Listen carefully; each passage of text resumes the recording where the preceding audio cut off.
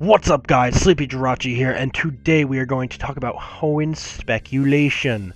That is speculation on the HOENN remakes, which I am going to try to report the news on these HOENN remakes and any speculation as often as possible. I really will, so, basically, I'm just going to go over what we know so far and what I'm thinking about this kind of stuff. I know some people are like, speculation videos are lame, blah, blah, blah, blah, blah, whatever. I'm still going to talk about it. I don't care. HOENN is my stuff. HOENN is my homeland. That is my love. HOENN is what I will talk about. And first, I'm going to talk about the Groudon Kyogre forms on the front thingies.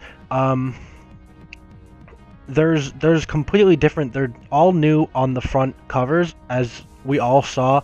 They have the, and a lot of people were just saying, oh, it's just like some kind of artistic thing. It has been confirmed since that it is not just an artistic thing. It's actually a new form or new Pokemon, as they call it. It says, the Japanese arm of the Pokemon Company sent out an email to all Daisuki Club members, which is the Japanese Pokemon website, which ends up pointing out the differences to Groudon and Kyogre on the box art, stating that they're showcasing never-before-seen Pokemon. Now, this is the same way they referred to Black and White Kyurem as well as Mega Mewtwo Y upon the reveal, so it is most likely that these are either new forms, like Kyurem's instance, or it is a Mega form in Mega Mewtwo's Y's instance. Now, what's also interesting is they have little, in the Japanese things, which you can probably see on the screen, I'm going to make sure to get these images up here, you can see that there's tiny little stones. One, obviously, the Omega Ruby has the Omega Stone, Sapphire has the Alpha Stone, but it's really interesting because these could be very significant. These could be their Mega Stones, these could be the Blue Orb, Red Orb Stones, you know. These could be Groudonite, Kyogrenite, or it could just be a form-changing stone, or it could be nothing, and I'm just pointing it out, but I still think this is definitely a talking point. It's definitely something interesting. As well, something else that is interesting is they actually, as people have already pointed out, have the Alpha and Omega symbols built onto their bodies, which is really interesting. It opens up a possibility for perhaps the stones could be called Alpha Knight and Omega Knight. Now, I'm not saying that's very possible.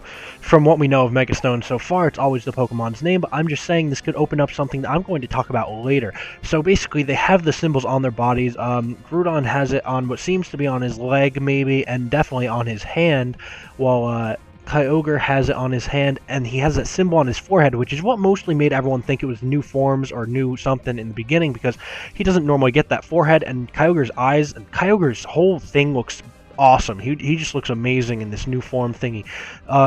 So yeah, the Daisuki Club thing essentially proves that these are new forms, something along those lines. Now, I'm also going to say these games have been announced to be full remakes on the expense reports. These are, they said this on some form of expense report, and I'm just going, yeah, it's okay, it's right here. So basically, it's the reports that the Nintendo did with their net worth, whatever, blah, blah, blah, some technical stuffs.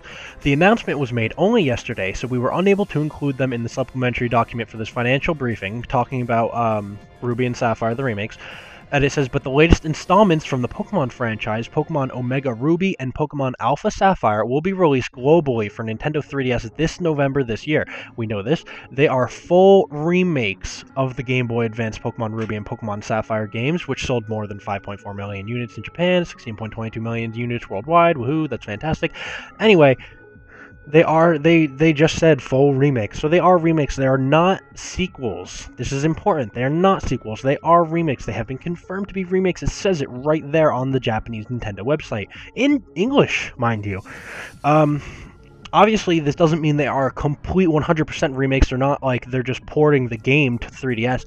These are obviously going to have new things as well as the forms and stuff. It's not going to be like that, but I'm just saying it's not a sequel. It doesn't take, it has to do with the same storyline is what we mostly think is what this means. Now, there's other things. There are the copyrights that we got a while ago with X and Y. A lot of them turned out to be megas, and some of them didn't come through. Now, a lot of Pokemon were on that I mean, not a super lot, but a lot of Pokemon were on that copyright list, including Sceptile, Swampert, The Hoenn trio, the Weather Legends, Groudon, Kyogre, and Rayquaza were all on that list. Jinx was on that list, who kind of doesn't fit well, but Plusle and Minun were also on that list, who could have Megas, who could have some kind of form mixed with each other. We don't really know about that yet. And that's really interesting. That essentially, I would like to think, confirms that there will be Mega starters for the Hoenn starters. That's what I'm really hoping, because they can't just give Blaziken, one of the starters, one of those, and not the others, you know? So basically, that's that. That's I think they're going to get starters. That's speculation, but still, it was copyrighted, and it does make sense. It leads to that. Now, I also want to say, obviously, Aqua and Magma, the symbols closely resemble Alpha and Omega. The Omega symbol looks just like the Magma symbol. The Aqua symbol looks just like the Alpha symbol. They are very close, and clearly that's not a coincidence. It's because they're the games. That makes sense. That's not exactly like a groundbreaking discovery, but I just thought that was really interesting.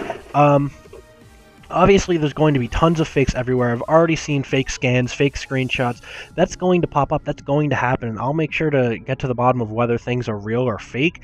However, the storyline is most likely going to be changed slightly, but it will be similar. I'm really excited for the return of contests. Contests were like one of my favorite things about those games. I'm really excited for the return of the Battle Frontier, which was fantastic, amazing. Hoenn just had a lot of great things that I really loved about it. And then I'm going to move on back to the Mega thing with Mega Sceptile. Now, Sceptile, I think, has a very, very good chance of being in Super Smash Bros. 4. This isn't exactly Hoenn speculation, but it does result from that. The Hoenn remakes are obviously going to be promoted, and SSB4, Super Smash Bros. For Wii U or 3DS, can do that by putting Sceptile in. Now, they put Charizard without Pokemon Trainer, so Charizard, a fire type, is on his own in this game. Charizard does have a Mega in the game, as we've seen. They also put Greninja, who is Generation 1, Generation 6. So now we have a Gen 1 and Gen 6 Pokemon. Gen 1 and Gen 6 starters were both released in X and Y. It makes sense. Greninja, I'm really glad he's in Super Smash Bros. 4, but Sceptile has a very high chance. I don't know if I'm pronouncing his name right. I think it's Sceptile. Has a very high chance of being in because he is Generation 3, which is just in the middle. He is a grass starter. He would work well. He's a decent Pokemon. I could really see him in Super Smash Bros. And I think he would really work well and prosper in Super Smash Bros. 4, as well as promote Hoenn and get the hype up for Hoenn. Now, obviously, Blaziken is the fan favorite, but we already have Charizard, so that's not going to happen. I'm sorry, I don't think it's going to happen. If anything, he might be a Pokeball, but really, I'm not too excited on that if that does happen. I'm pretty sure Sceptile will be in SSB4, so I'm calling it right now. I'm just telling you. We could also go with the new titles, promise to take players through a dramatic story within a spectacular new world. Now, the dramatic story, obviously, whatever, a spectacular new world, and this is something they keep pushing, which I find really weird. We're all assuming it's going to take place in Hoenn, but it could possibly include a new region as well. I'm not saying it won't be Hoenn. I'm pretty sure it's going to be in Hoenn, because obviously the remakes of Ruby and Sapphire, but I could see them bringing another region into it. This is backed up by numerous things in XY. People have said, oh, you gotta see that one hiker was like, oh, you have to see my region, and he said specifically that it was not Hoenn. So it is very possible that we might get a post-game region that could not be Hoenn. Something crazy is gonna go on. I'm already telling you, this post-game is probably gonna be pretty neat. Another thing is I would really like to see Walking Pokemon return. This is pure speculation, pure hopes and dreams, but Walking Pokemon were one of the best things about Heart Gold, Soul Silver, and I would really, really love to see that in the games. And then, let's see what else. How would they address new forms for the backwards compatibility? X and Y obviously do not have these. They do have placeholders in the code for numerous things, which also have R1, 2, and 3, which numerous people have said, oh, maybe that's something about the Regis, and the Hoenn remakes kind of boost that a little bit. I'm not really too sure about that, but I believe there's either no backwards compatibility with Pokemon that cannot be received in X and Y, because they've done this before with Platinum, who had Origin Giratina, so don't even say it's weird that they would do this, because it's not. Origin Giratina was not in Pearl and Diamond. Skyform Shaman was not in Pearl or Diamond. We can go back to Black and White. Kyurem Black, Kyurem White were not in the original Black and White. It's just stuff like that, but now with the new capabilities, they could easily just patch X and Y to have the new things. We could also talk about the Mega Latiosite stones. Obviously, these are going to be promotions for the HOENN remakes in X and Y. Because they're already in X and Y, we can just assume that they are going to be used as promotion. They haven't been released yet, and I'm pretty sure they're going to be, so that's pretty much that. Another interesting thing was, could the whole Greek alphabet thing, the Alpha, the Omega, Alpha's the beginning, Omega's the end, tie into Pokemon Zeta, which is pretty interesting, I think. Pokemon Zeta could be the third game, or it could be Pokemon Z.